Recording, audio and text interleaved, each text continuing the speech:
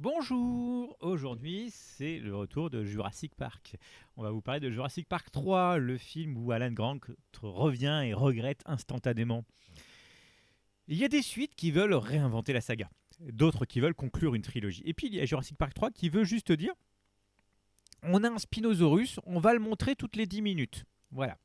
C'est le film le plus court de la franchise, le plus direct, le plus on n'a pas le temps court et paradoxalement l'un des plus divertissants quand tu acceptes son ADN de série B de luxe, hein. Donc on n'est pas face à un grand film, mais c'est de la série B. Le pitch, Alan Grant accepte un job et se retrouve dans un cauchemar sponsorisé par Isla Sorna. 8 ans après les événements du premier film, Alan Grant galère à financer ses recherches. Arrivent Paul et Amanda Kirby, un couple qui lui propose un chèque bien gras pour survoler Isla Sorna. Sauf qu'ils ne veulent pas survoler l'île, ils veulent atterrir, ils ne sont pas riches, ils cherchent leur fils disparu et ils ont menti sur absolument tout. Résultat, Grant se retrouve coincé sur une île remplie de dinosaures avec un Spinosaurus qui a décidé d'être le nouveau patron. Le casting, Sam Neill stoïque, Théa Leoni paniqué, William H. Macy dépassé.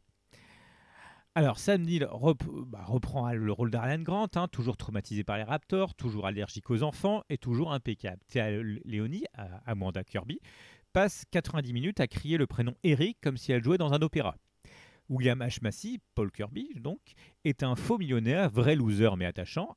Alessandro Nivella, Billy, joue l'assistant trop enthousiaste, trop courageux, trop inconscient. Trevor Morgan, Eric est l'enfant le plus débrouillard de la saga, vivant seul sur l'île depuis des semaines. Voilà, on ne sait pas comment il a fait, mais il l'a fait.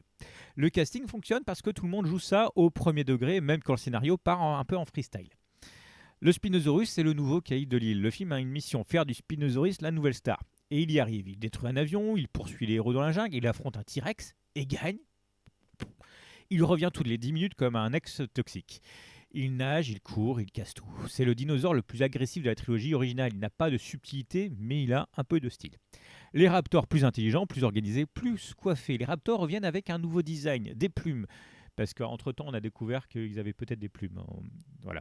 Une communication plus élaborée, un comportement quasi militaire. Leur intrigue autour des œufs volés est l'un des rares éléments vraiment malins du film. Grant les comprend mieux que jamais, ça donne quelques scènes tendues et réussies. Les effets spéciaux, c'est un mélange solide d'animatronique et de CGI. Malgré son budget plus modeste, le film reste visuellement efficace. Animatronique impressionnant, le Spino grandeur nature est monstrueux. CGI correct pour l'époque, scène d'action lisible, ambiance plus brute, plus survivale. Joe Johnston n'a pas la poésie de Spielberg, mais il sait faire du spectacle propre et nerveux, et c'est déjà pas mal. Les scènes marquantes, l'attaque du Spinosaurus sur l'avion, une entrée en scène brutale, spectaculaire et parfaitement orchestrée. Le duel Spino versus T-Rex, à un moment controversé mais iconique. Le film annonce clairement le T-Rex n'est plus le patron. Les raptors dans la volière, une séquence sombre, tendue, presque horrifique, l'une des meilleures idées du film. Et le bateau sur la rivière, ambiance survivale, tension constante et un Spino qui revient encore. Le scénario simple, direct, efficace et parfois très bête. Voilà.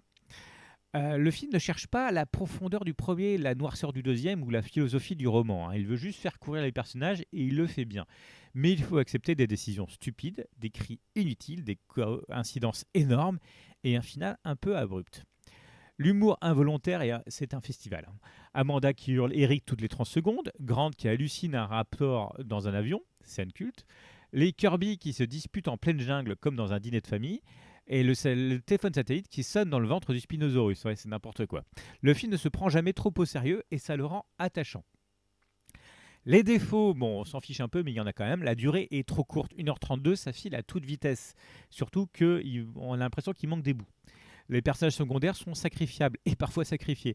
L'intrigue est ultra simplifiée et absence totale de message ou de réflexion, hein, le final est expédié en 2 minutes. Mais malgré tout, ça reste fun.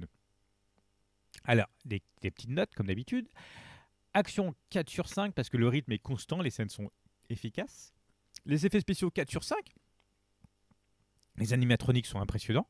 Le scénario 3 sur 5, simple, parfois idiot mais fluide. Le casting 4 sur 5, Saint Neil porte tout. Le Dinosaur Star 5 sur 5, le Spinosaurus vole le film. Le Fun 4 sur 5, la série B Deluxe assumée.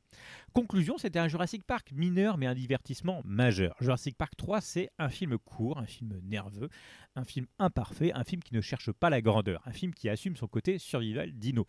Ce n'est pas un chef-d'œuvre, ce n'est pas un Spielberg, mais c'est un bon ride, un plaisir coupable, un épisode efficace qui sait exactement ce qu'il veut être. Et parfois, c'est largement suffisant, et on verra qu'après, ça se gâte franchement avec les Worlds.